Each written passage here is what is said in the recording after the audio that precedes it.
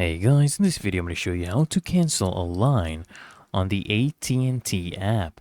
And it's really easy and simple to do this, guys. So first things first, of course, what you need to do is you need to log into the AT&T app. So open the My AT&T app on your smartphone and sign in using your user ID and password. Then once you're logged in, guys, this is what you want to do, okay? You want to tap on the Account tab or select Manage My Wireless Lines from the dashboard, okay? Then you need to select the line you want to cancel. So find the line you want to actually remove, and then you want to tap on it to access its details.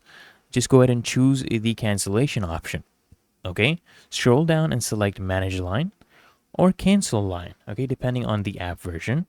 And you may need to confirm this action by entering your account verification details, and then you just want to follow the prompt. So follow the steps provided to confirm your cancellation request.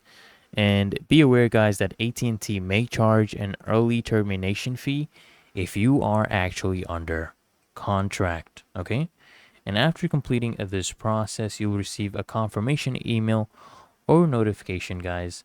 And an important thing to note that canceling a line does not, remove unpaid charges. You'll still need to settle any balances.